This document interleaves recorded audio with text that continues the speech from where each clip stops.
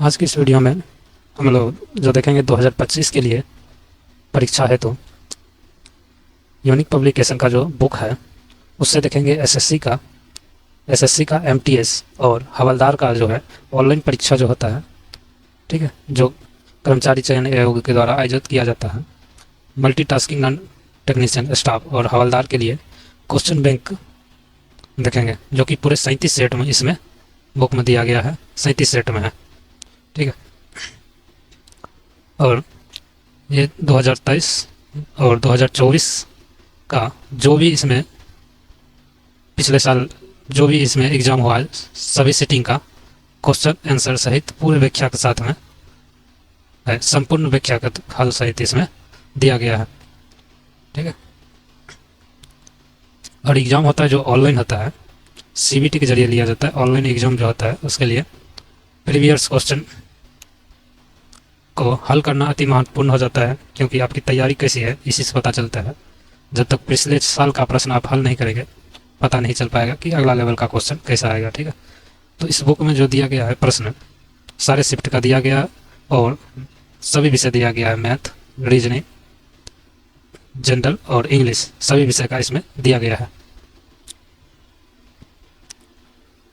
ठीक है।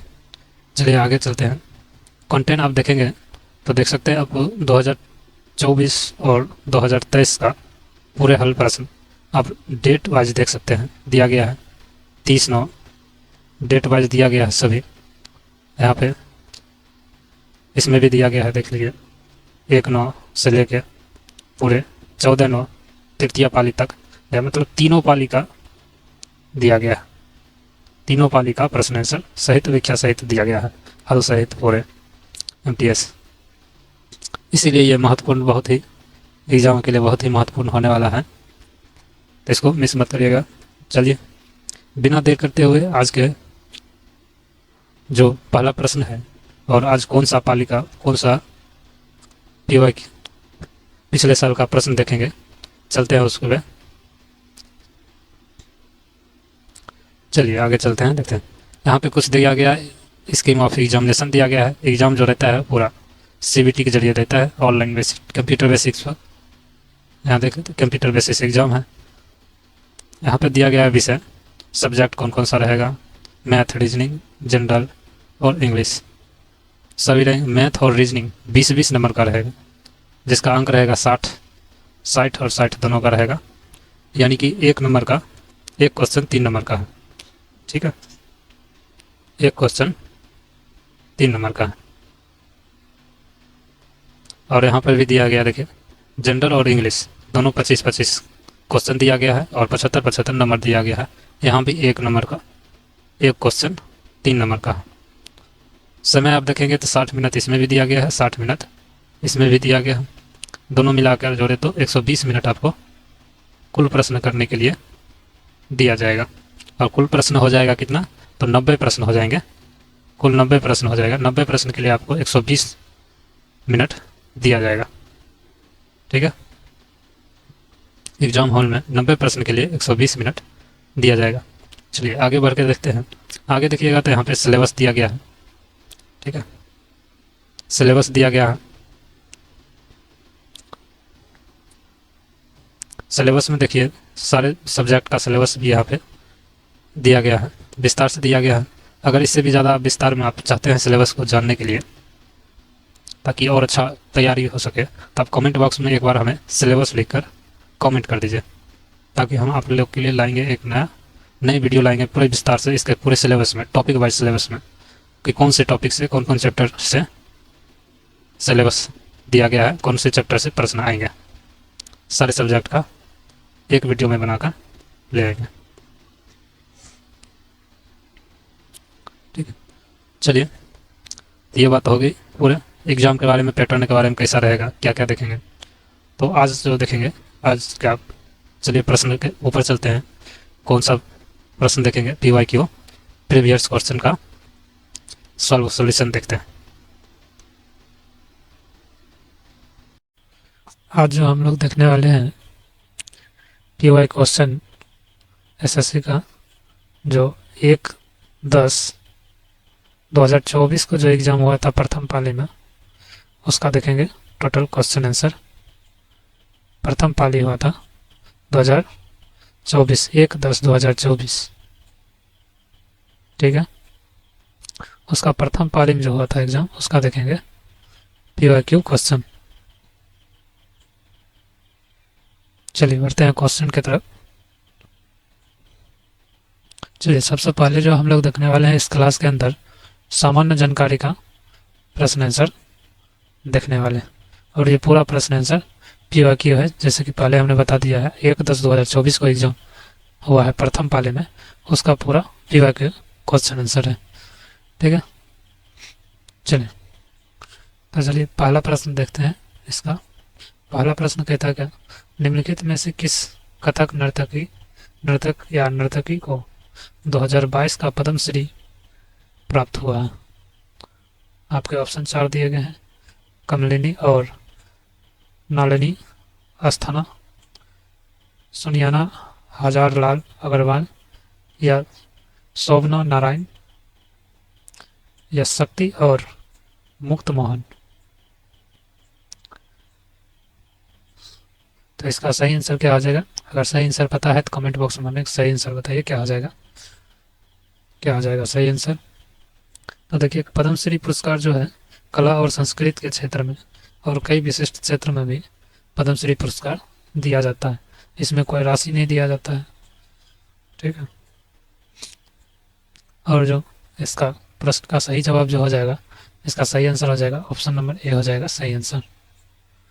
Option number A हो जाएगा सही आंसर, कमलिनी और नालिनी अस्थाना, जो कि उत्तर प्रदेश के आगरा की रहने वाली दोनों बहनों का युगल है, ठीक है, दोनों बहन है, जो कथक नृत्य के बनारस घराना शैली के मशहूर नर्तकी है, और ये भारत और विदेशों के कथक और बनारस शैली घराना को लोकप्रिय बनाने के लिए इनका योगदान रहा है, और इसीलिए इनको पद्मश्री पुरस्कार से दिया गया है 2022 का। तो सही आंसर हो जाएगा ऑप्शन नंबर ए।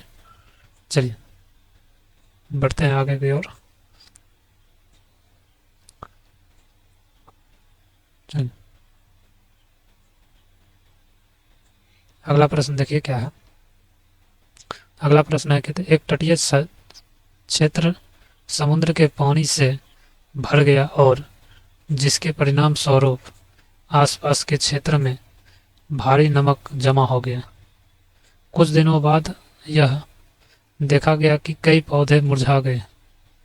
इन कथनों के आधार पर निम्नलिखित में से कौन सा पौधा के मुरझाने का सबसे संभावित कारण है?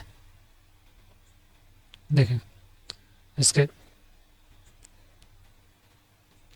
दिया गया है, देखें ऑप्शन है समुद्री जल जनित कीटाणुओं को संक्रमण से पौधा मर जाना, या धूप के अभाव में पौधा मर जाना, या पौधों की कोशिका में जीव द्रव्यकुंचन के कारण पौधा मुरझा जाना, या पौधे इसलिए मुरझा गए क्योंकि उन्हें समुद्री जीवों में ने खा लिया। इसका सही आंसर बताइए क्या हो जाएगा। साधारण सा जवाब है इसका, सही आंसर बताइए क्या हो जाएगा। कमेंट बॉक्स में हमें सही आंसर भेजिए क्या हो जाएगा। सही आंसर जो हो जाएगा, सही आंसर जो हो जाएगा इसका ऑप्शन नंबर सी हो जाएगा सही आंसर। ऑप्शन नंबर सी हो जाएगा सही आंसर। देखिए जब कहीं पे समुद्र किनारे पेड़ पौधे रहते हैं और समुद्र में नमक की मात्रा पाया जाता है, जिसके कारण पौधे उस नमक को अवशोषित कर लेते हैं पानी के माध्यम से, और जब नमक पौधे के अंदर जाता है जिसके जीव दर कुंचन में कोशिका में जीव दर कुंचन के कारण कोशिका मृत हो जाते हैं। कोशिकाएं जो होती है पौधे के वो मृत हो जाते हैं, जिसके कारण पौधे मुरझाने लगते हैं नमक के कारण। सही आंसर हो जाएगा ऑप्शन नंबर ए हो जाएगा, सॉरी सी हो जाएगा सही आंसर, ठीक है। चलिए अगला प्रश्न देखते हैं। तो इसका सही आंसर जो है ऑप्शन नंबर डी हो जाएगा।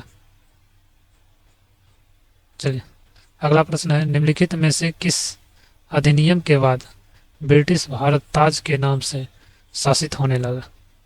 ऑप्शन देखिए 1833 का चार्टर 1853 का चार्टर अधिनियम, या ऑप्शन सी है भारत सरकार अधिनियम 1858, भारत सरकार अधिनियम 1919। तो बहुत ही सिंपल सा जवाब है इसका। कमेंट बॉक्स में बताइए, हिस्ट्री से प्रश्न है ये किसका, कौन से अधिनियम के द्वारा भारत में ताज का शासन चालू हो गया था, ब्रिटिश ताज का शासन चालू हो गया था, कौन से अधिनियम के द्वारा। सही आंसर बताइए कमेंट बॉक्स में। चलिए, तो हम सही आंसर हम बताते हैं। इसका सही आंसर हो जाएगा ऑप्शन नंबर सी हो जाएगा सही आंसर। भारत सरकार अधिनियम 1858 के द्वारा ईस्ट इंडिया जो कंपनी इससे पहले शासन कर रहे थे 1858 से पहले, उसके बाद 1858 के अधिनियम के द्वारा, भारत सरकार अधिनियम के द्वारा ईस्ट इंडिया कंपनी को भारत से समाप्त कर दिया गया और सीधा क्राउन का शासन चलने लगा था। और यह अधिनियम आया था 2 अक्टूबर 1858 को पारित हुआ था, लेकिन इसे 1 नवंबर 1858 को लागू किया गया था। इसके जरिए ईस्ट इंडिया कंपनी का शासन खत्म हो गया और भारत को ब्रिटिश क्राउन के अधीन कर दिया गया था। ठीक है, इस अधिनियम के तहत भारत को सीधे और ब्रिटिश क्राउन के अधीन कर दिया गया था।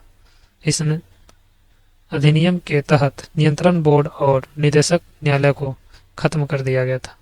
इससे पहले जो चल रहा था ब्रिटिश कंपनी का शासन चल रहा था, ब्रिटिश कंपनी का शासन, जिसमें 2 बोर्ड का गठन किया गया था, एक बीओसी और एक BOD, board of director, board of councillor, जिसके द्वारा एक का था काम राजनीतिक देखना, एक का काम था व्यापार देखना।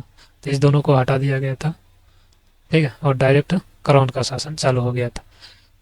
किस लिए हटाया गया था आपको हमें कमेंट बॉक्स में बताना है कि ईस्ट इंडिया कंपनी का जो शासन है क्यों इंडिया से ब्रिटिश क्वीन ने इसे समाप्त कर दिया था, क्या कारण था। कमेंट बॉक्स में करके हमें बताइए कि क्या कारण था जिसे ईस्ट इंडिया कंपनी को भारत से इसका समाप्त कर दिया। चलिए देखिए, इसका 1833 चार्टर एक्ट की बात करें तो 1833 में किया था, जो इसका सबसे महत्वपूर्ण कारण था। कंपनी को 20 वर्ष के लिए लाइसेंस का आगे कर दिया था। ठीक है, और 1853 की बात करें तो 1853 में जो है महत्वपूर्ण संवैधानिक मील का पत्थर माना गया है, क्योंकि भारतीय केंद्रीय विधान परिषद की स्थापना की गई थी 1853 चार्टर एक्ट के तहत। ठीक है, और 1919 भारत सरकार अधिनियम 1919 की बात करें तो इसमें जो है भारत परिषद के सदस्यों का जो कार्यकाल पहले 7 वर्ष का था उसे घटाकर 5 वर्ष कर दिया गया, और इसमें सदस्यों की संख्या पहले 15 था, जिसका न्यूनतम 18 और अधिकतम 12 निश्चित कर दिए गए थे भारत सरकार अधिनियम 1919 के तहत। ठीक है, चलिए अगला प्रश्न बताइए।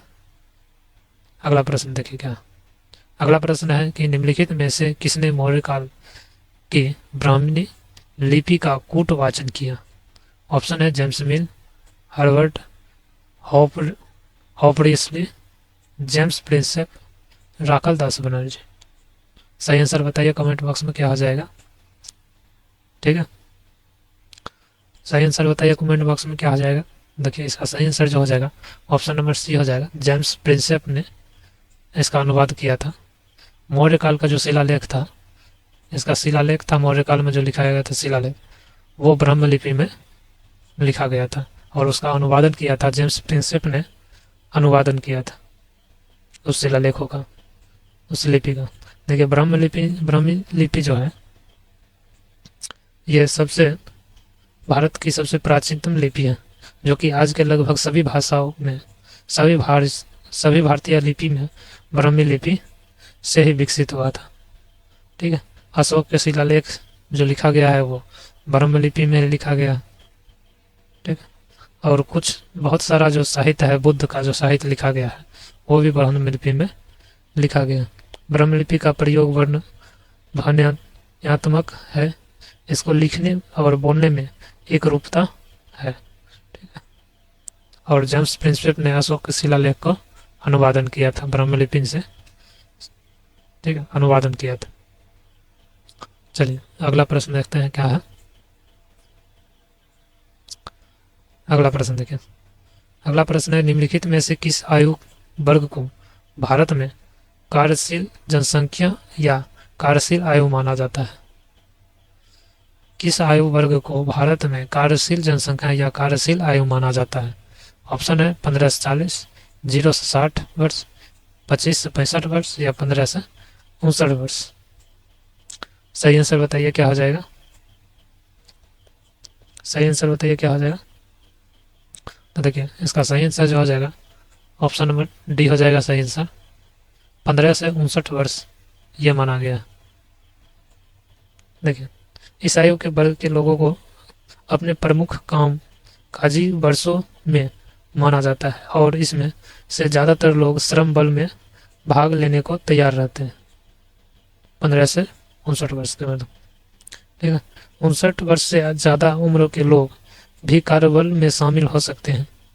भारत में 15 से 59 वर्ष के आयु वर्ग की आबादी जो है 62.5% है। वर्ष 2036 के आसपास यह आबादी करीब 65% हो जाएगा 15 से 59 वर्ष।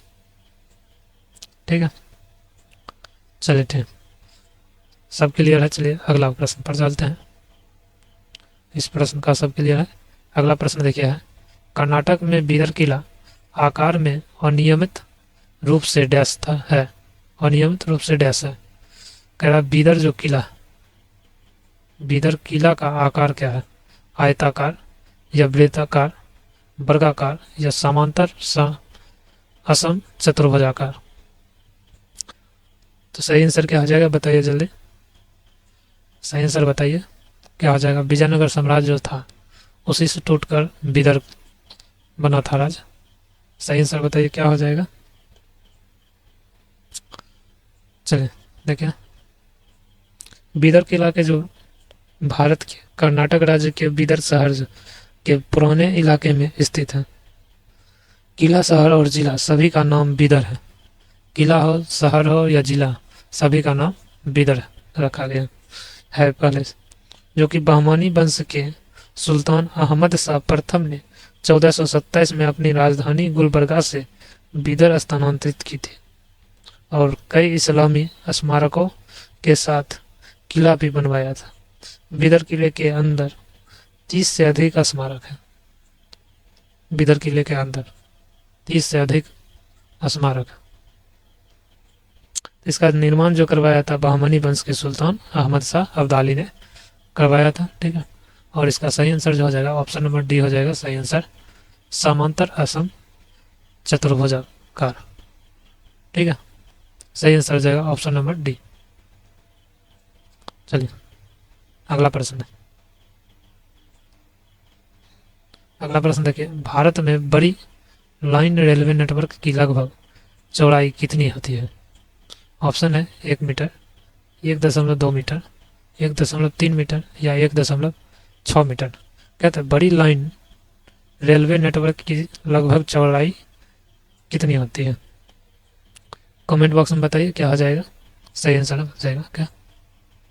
इसका सही आंसर जो हो जाएगा, इसका सही आंसर देखिए हो जाएगा ऑप्शन नंबर डी हो जाएगा सही आंसर, 1.6 मीटर होता है।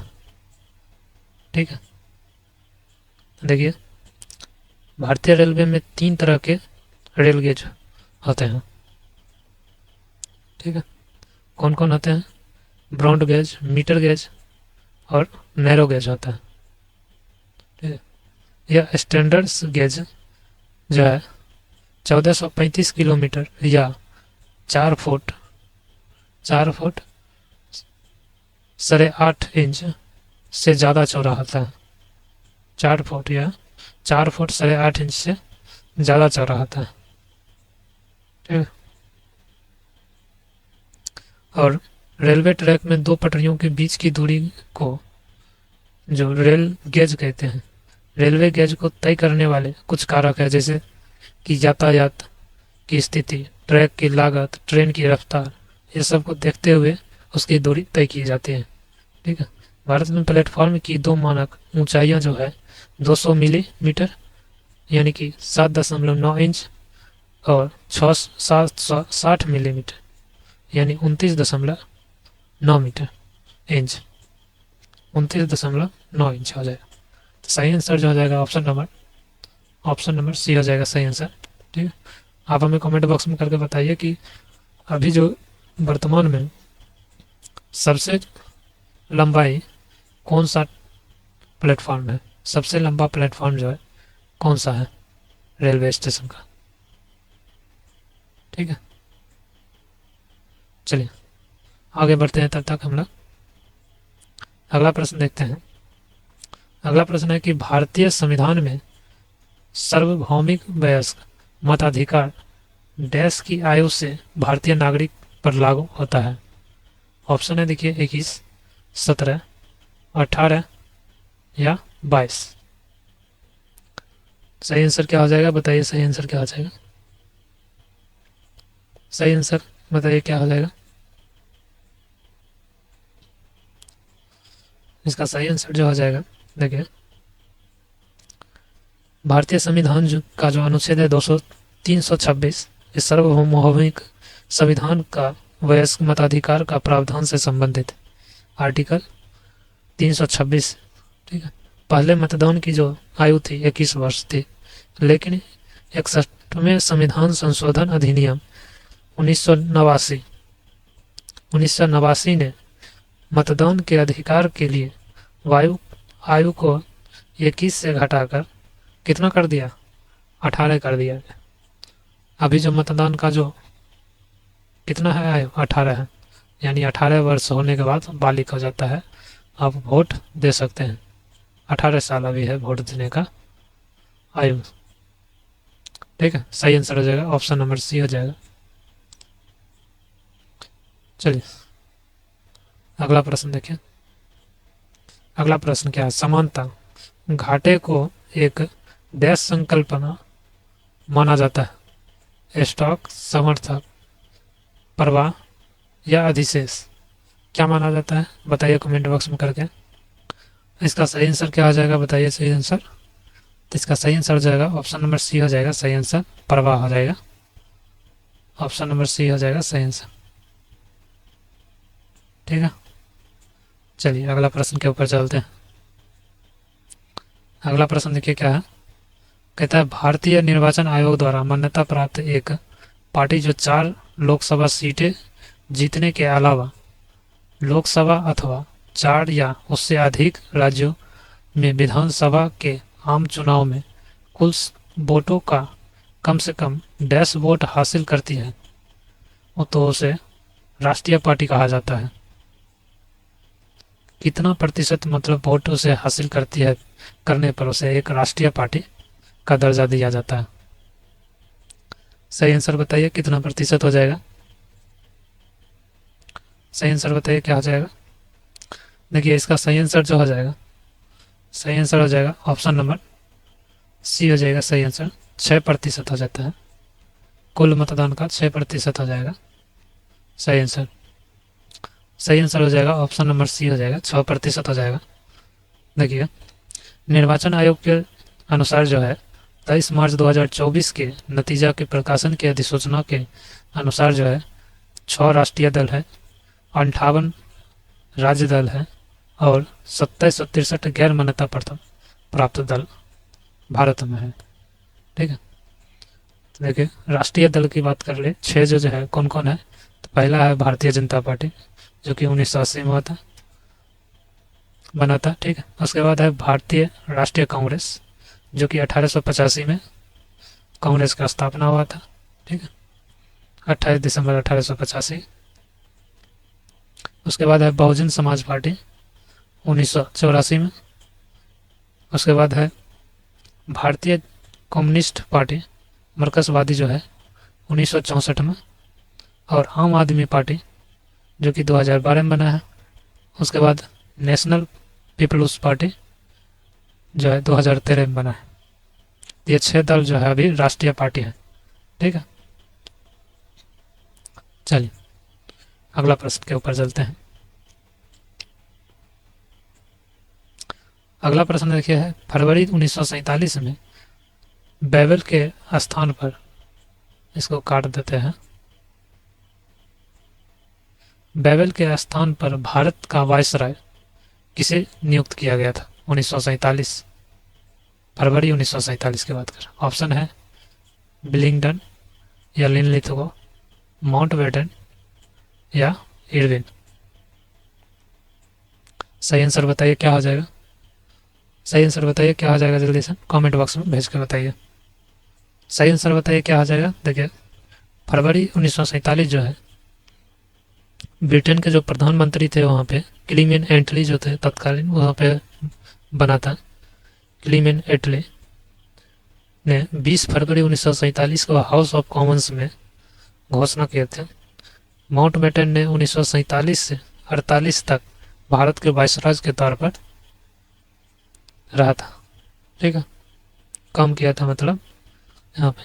और 15 अगस्त 1947 को भारत के आज़ाद होने के समय माउंटबेटन ही भारत के वायसराय थे, ठीक है।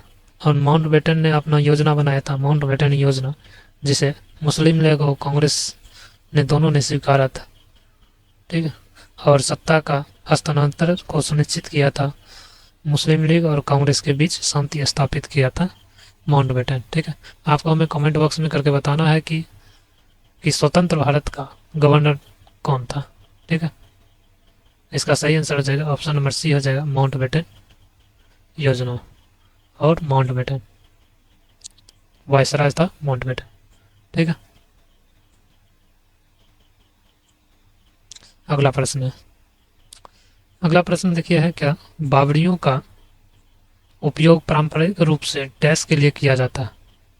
ऑप्शन है जल भंडारण एवं पुनर्भरण के लिए, अगला है कचरा इकट्ठा करने के लिए, उपयोगी खनिज प्राप्त करने के लिए, पेट्रोलियम तेल प्राप्त करने के लिए।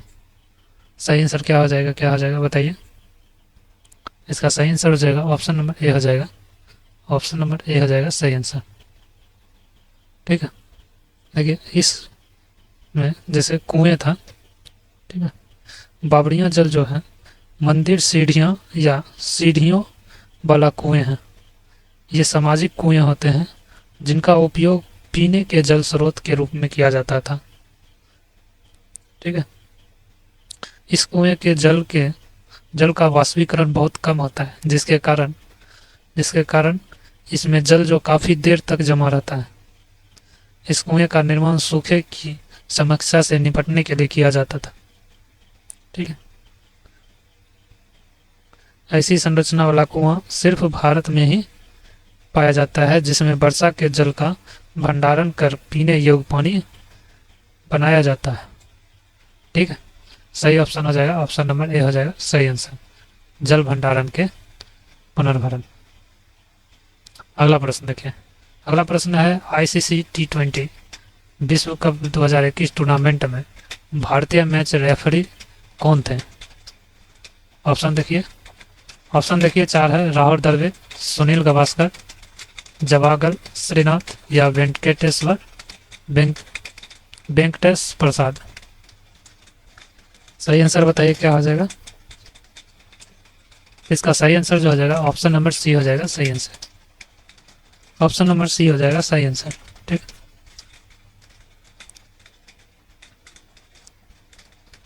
चलिए इसके बारे में देखिए कुछ जानकारी ले लेते हैं। टूर्नामेंट के विजेता जो था टीम ऑस्ट्रेलिया और उप विजेता टीम था न्यूजीलैंड। इस टूर्नामेंट का जो विजेता था ऑस्ट्रेलिया, उप विजेता था न्यूजीलैंड। टूर्नामेंट के मेजबानी का अधिकार भारत के पास था, लेकिन कोरोना वायरस कोविड महामारी के कारण टूर्नामेंट को संयुक्त अरब अमीरात और ओमान में आयोजित किया गया था, ठीक है। भारत ने 2007 और 24 में 2 बार यह टूर्नामेंट जीता, ठीक है। चलिए अगला प्रश्न देखें। अगला प्रश्न है, कहता है अगला प्रश्न, संसद रत्न पुरस्कार 2023 में निम्नलिखित में से किसे doctor APJ Abdul Kalam life time achievement पुरस्कार प्राप्त हुआ है। ऑप्शन है नागेंद्र सिंह, TK रंगराजन, HD देवेगौड़ा या लक्ष्मी नारायण यादव। सही आंसर बताइए क्या हो जाएगा, सही आंसर बताइए क्या हो जाएगा। देखिए सही आंसर जो हो जाएगा ऑप्शन नंबर बी हो जाएगा सही आंसर। टी के रंगराजन, टी के रंगराजन को प्राप्त हुआ है। देखिए संसद भारत रत्न पुरस्कार, संसद रत्न पुरस्कार 2023 के 23वां संस्करण में 100वें पुरस्कार आकारा पार किया है, 100वें पुरस्कार आकारा पास किया पार कर दिया है। ठीक है, 8 लोकसभा सदस्यों, 5 राज्यसभा सदस्यों, 2 लोक समितियां और 1 वरिष्ठ नागरिक को सम्मानित किया गया। यह पुरस्कार पाने वाली सूची निम्न प्रकार है। देखिए जैसे बता रहे हैं, लोकसभा के श्री अधीर रंजन चौधरी, सुधीर गुप्ता, डॉक्टर हिना विजय कुमार गेटविज, कुलदीप राम शर्मा, गोपाल चिन्या शेट्टी, डॉक्टर सुकांत मजुमदार। राज्यसभा का देखिए डॉक्टर मनोज कुमार झा, डॉक्टर फौजिया तहसीन अहमद खान, डॉक्टर जॉन ब्रिटास, बिशंबर निषाद, श्रीमती छाया वर्मा। समितियां से जो थे डॉक्टर जयंत सिन्हा वित्त और विजयसाई रेड्डी परिवहन। वरिष्ठ नागरिक में GT के रंगराजन वरिष्ठ नागरिक में थे, GT के रंगराजन। ठीक है, चलिए अगला प्रश्न के ऊपर चलते हैं। सही आंसर हो जाएगा बी। अगला प्रश्न के ऊपर चलते हैं। अगला प्रश्न है, देखिए कहता है राष्ट्रीय न्यायिक आयोग विधेयक जो राष्ट्रीय न्यायिक आयोग के माध्यम से न्यायाधीशों की नियुक्ति को विनियमित करने के लिए एक निजी सदस्य विधेयक है, राज्यसभा में कब पेश किया जाता है, मतलब कब पेश किया गया था पूछ रहा है। देखिए अगस्त 2023 में या अगस्त जुलाई 2023, मार्च 22 में या दिसंबर 22 में, कब पेश किया गया था राज्यसभा में। सही आंसर बताइए इसका। देखिए राष्ट्रीय न्यायिक नियुक्ति आयोग विधेयक जो है 14 को 121वां संविधान संशोधन द्वारा पेश किया गया था 2014 में। ठीक है, और राष्ट्रीय न्यायिक नियुक्ति आयोग जो है इसका काम जो क्या है, NJAC शॉर्ट में बोलेंगे, जो भारत सरकार और राज्य सरकारों के लिए है न्यायिक अधिकारी, कानूनी अधिकारी और कानूनी कर्मचारियों को भर्ती करना इसका काम है।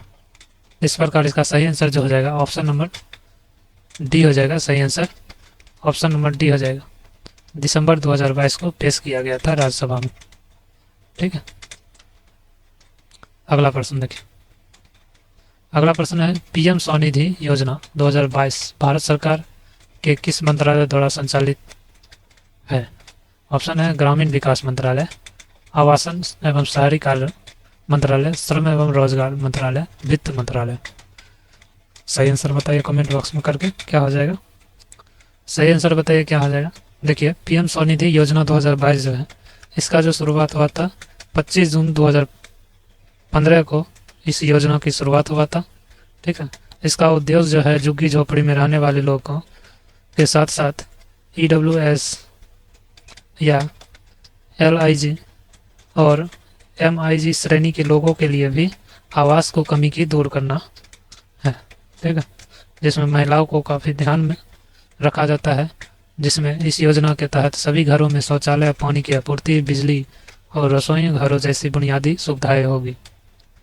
ठीक है, ये कौन सी मंत्रालय के द्वारा आता है, तो इसका सही आंसर जो हो जाएगा ऑप्शन नंबर बी हो जाएगा, आवासन एवं शहरी कार्य मंत्रालय द्वारा यह योजना चलाया जाएगा।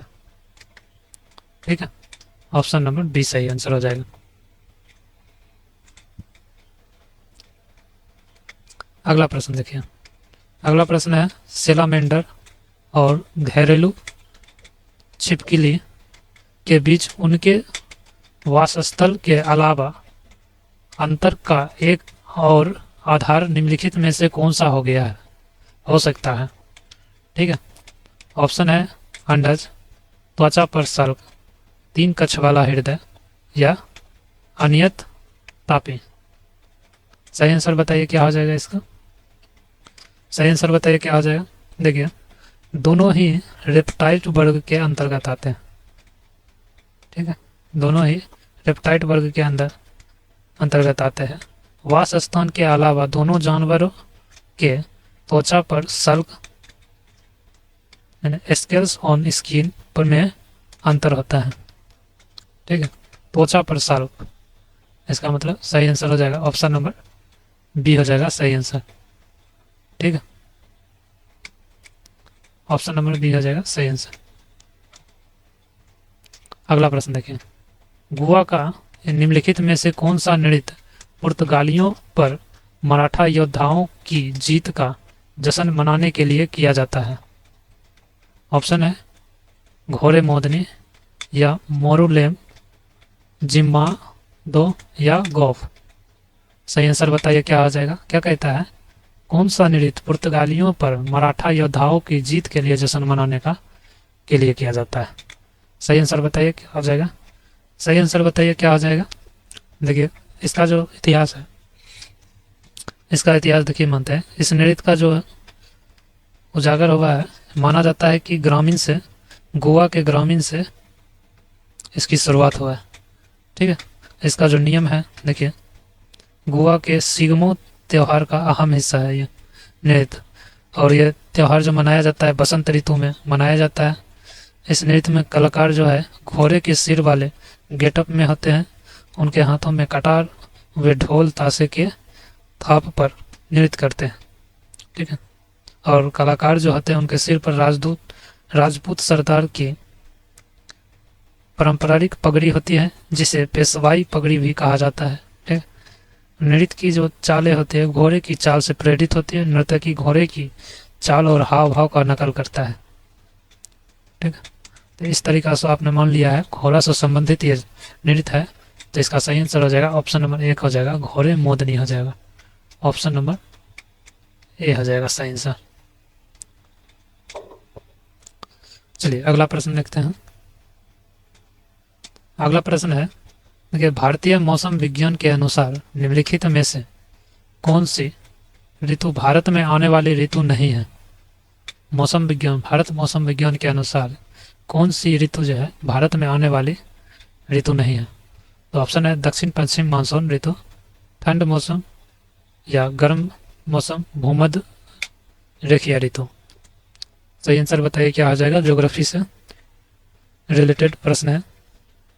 तो देखिए इसके बारे में जानते हैं, बसंत ऋतु के बारे में जानते हैं। जो बसंत ऋतु है जो मार्च अप्रैल में होती है, और इस ऋतु में मौसम सुहावना होता है और फूल फल खिलते हैं। ठीक है, बसंत ऋतु में कब से होता है, मार्च से अप्रैल।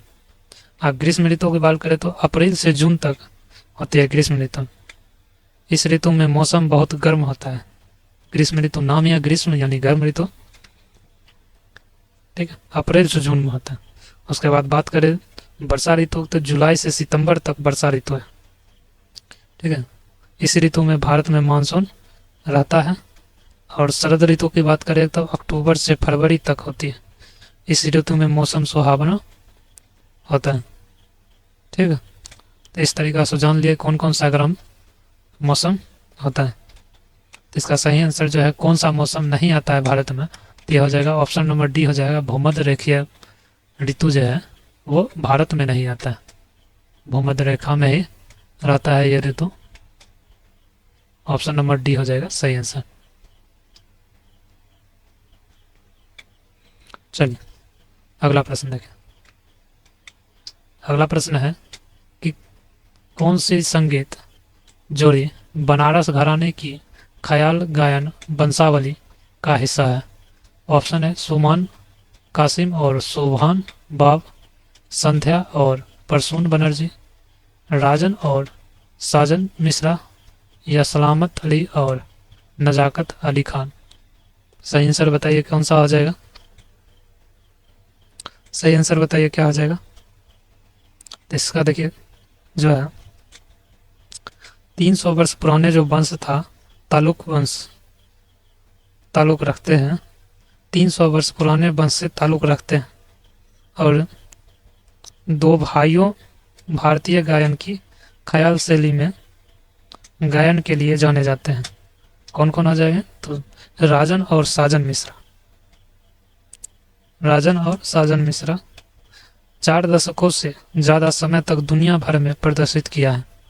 ठीक है, जैसे उत्तराखंड में विराम नामक गुरुकुल की स्थापना की थी, जहां बनारस घराने की ख्याल गायन की गहन शैली दिखाई गई है, सिखाई जाती है। उत्तराखंड के विराम नामक गुरुकुल में सिखाई जाती है वहाँ पे। ठीक है, राजन मिश्रा को पद्म भूषण से सम्मानित भी किया गया है, और राजन मिश्रा का निधन 25 अप्रैल 2021 को कोविड-19 से जुड़ी जटिलताओं के कारण हो गया था। ठीक है, तो सही आंसर हो जाएगा ऑप्शन नंबर सी हो जाएगा सही आंसर। राजन और साजन मिश्रा हो जाएगा, ऑप्शन नंबर सी हो जाएगा सही आंसर।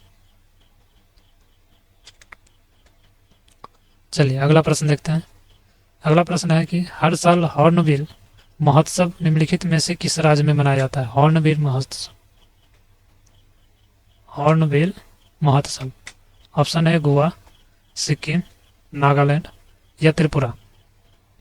सही आंसर बताइए क्या हो जाएगा? इस प्रश्न का सही आंसर बताइए क्या हो जाएगा? हॉर्नबिल जो महोत्सव है कहाँ मनाया जाता है? देखिए, हॉर्नबिल महोत्सव जो है 1 से 10 दिसंबर के बीच मनाया जाता है। 1 से 10 दिसंबर को मनाया जाता है।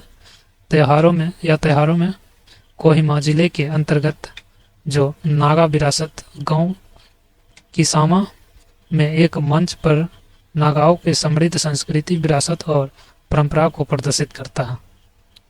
ठीक है, इस उत्सव में जो है नागालैंड की जो सभी जनजातियों हिस्सा लेती है। हॉर्नबिल उत्सव का नाम विश्व स्तर पर सम्मानित पक्षी हॉर्नबिल के नाम पर रखा गया है।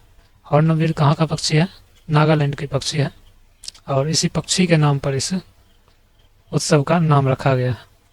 ठीक है, जिसे राज्य की अधिकांश जनजातियों में लोक कथाओं में प्रदर्शित किया जाता है।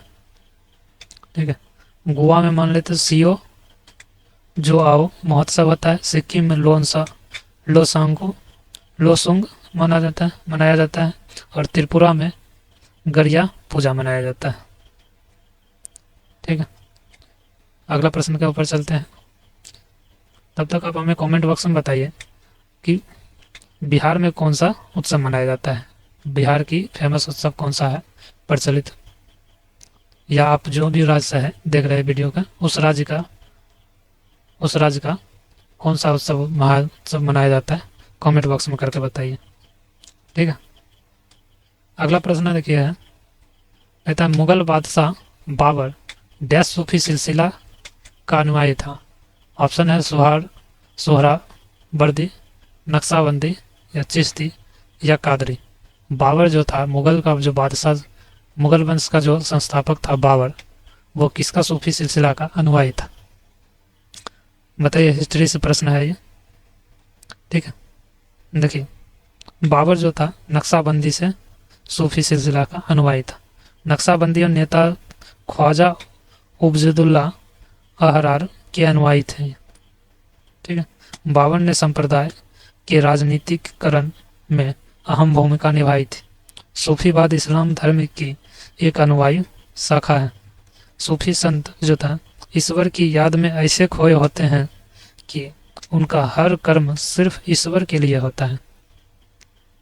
ठीक है, सूफियों ने इस्लाम और मुसलमानों का भारतीयकरण कर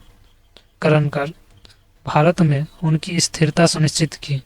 उन्होंने मुस्लिम शासक वर्ग को धर्मता से दूर रखने में भी अहम भूमिका निभाई थी।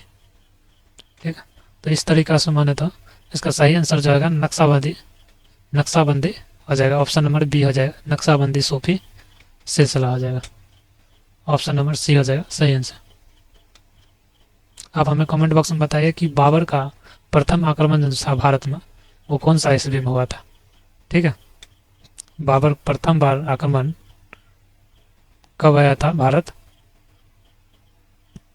कमेंट बॉक्स में करके बताइए। ठीक है, चलिए अगला प्रश्न देखते हैं। अगला प्रश्न कहता है भारतीय क्रिकेटर सौरभ गांगुली ने किस स्टेडियम में अपनी टी शर्ट उतार कर लहराई थी? सौरव गांगुली ने। इसका ऑप्शन है, देखिए, मेलबर्न क्रिकेट ग्राउंड ऑस्ट्रेलिया में, पर्थ स्टेडियम ऑस्ट्रेलिया में, या केप टाउन स्टेडियम दक्षिण अफ्रीका में, या लॉर्ड्स स्टेडियम इंग्लैंड में। सही आंसर बताइए कौन सा आ जाएगा। क्रिकेट से संबंधित प्रश्न है, तो इसका देखिए सही आंसर जो क्या आ जाएगा, इसका सही आंसर जो आ जाएगा ऑप्शन नंबर डी हो जाएगा, लॉर्ड्स स्टेडियम इंग्लैंड हो जाएगा। और ये कब हुआ था, देखिए 2002 में जो भारत ने नेट वेस्ट सीरीज के फाइनल में इंग्लैंड को 2 विकेट से हराया था। ठीक है, इसीलिए गांगुली ने ऐसा किया था, टी शर्ट उतार कर लहराया था। ये कौन सा स्टेडियम हो जाएगा, Lord's stadium England, Lord's stadium England हो जाएगा सही आंसर। चलिए ऑप्शन नंबर डी हो जाएगा सही आंसर। अगला प्रश्न देखिए, अगला प्रश्न है CH3 CH2 18 CH3 का IUPAC नाम डैश है। ऑप्शन है डेकन, डोकेन, या ट्राइकॉन्टेन, या इकोसैन। सही आंसर बताइए क्या हो जाएगा, सही आंसर बताइए क्या हो जाएगा। तो देखिए CH3 CH2 18 CH3 जो है बीच में बॉन्ड एक लगा हुआ है, एक अल्केन समूह का सदस्य है ये सब, जिसमें N जो है कार्बन परमाणु की संख्या 20 है। ठीक है, वहीं पे देखें IUPAC का नाम जो है ये क्या है, इकोसैन है, इकोसैन है, ये क्या आ जाएगा, इकोसैन। वहीं पे डेकन का देखें तो C10H22 होता है, और डोडेकेन का देखें तो डोडेकेन का C12H26 इसका सूत्र होता है। ठीक है, तो इसके लिए इसका सही आंसर जो हो जाएगा, सही आंसर हो जाएगा ऑप्शन नंबर कौन सा हो जाएगा सही आंसर, इकोसैन। ऑप्शन नंबर डी हो जाएगा इकोसैन। ठीक है, इकोसैन हो जाएगा, ऑप्शन नंबर डी सही आंसर हो जाएगा। चलिए अगला प्रश्न के ऊपर चलते हैं। ये 25 नंबर प्रश्न है, ये आप लोग को हमें कमेंट बॉक्स में करके बताना है कि इसका आंसर क्या हो जाएगा। ठीक है, जैसा भी हो सही गलत आप हमें अनुमान लगा के जैसे करके कमेंट बॉक्स में करके बता सकते हैं कि इसका सही आंसर क्या हो जाएगा। ठीक है, आज के इस वीडियो का ये लास्ट प्रश्न था। ठीक है, कमेंट बॉक्स में करके बताइए इसका सही आंसर क्या आ जाएगा कि उपन्यास अरविंद RD द्वारा नहीं लिखा गया था, कौन सा नहीं लिखा गया था वो हमें कमेंट बॉक्स में करके बताना है। ठीक है, अगर आपको दूसरा किसी सब्जेक्ट पर वीडियो चाहिए तो कमेंट बॉक्स में आप हमें करके बता सकते हैं। ठीक है, इसका PDF के लिए अगर PDF चाहिए तो PDF के लिए कमेंट बॉक्स में PDF करके PDF लिख कर भेज सकते हैं। ठीक है, PDF इसका चाहिए तो PDF आप भेजिए। दूसरे सब्जेक्ट पर अगर वीडियो चाहिए तो उसका भी नाम लिख कर हमें भेजिए, उसके लिए भी हम प्रयास करेंगे कि लाएं। ठीक है, इससे पहले जो पिछला वीडियो में जो होमवर्क दिए थे 25 नंबर जो था, ज्योतिराव फूले किस राज्य से संबंधित थे। तो इसका सही आंसर क्या हो जाएगा आप लोग, तो इसका सही जवाब जो हो जाएगा ऑप्शन नंबर बी हो जाएगा सही जवाब, महाराष्ट्र से संबंधित था उनका राज्य। ठीक है, ज्योतिराव फूले जो है 1873 में सत्यशोधक समाज की स्थापना किया था, जिसका उद्देश्य था महाराष्ट्र के निम्न वर्गों को समान सामाजिक और आर्थिक लाभ प्राप्त हो। ठीक है, और 1848 में उन्होंने अपनी पत्नी सावित्रीबाई फूले के साथ मिलकर पुणे यानी महाराष्ट्र में लड़कियों के लिए पहला स्वदेशी स्कूल खोला था। ठीक है, इसका सही जवाब हो जाएगा ऑप्शन नंबर बी हो जाएगा। कितने लोगों ने सही जवाब दिया है। ठीक है, चलिए मिलते हैं फिर से एक अगले में नेक्स्ट PYQ के साथ में। ठीक है।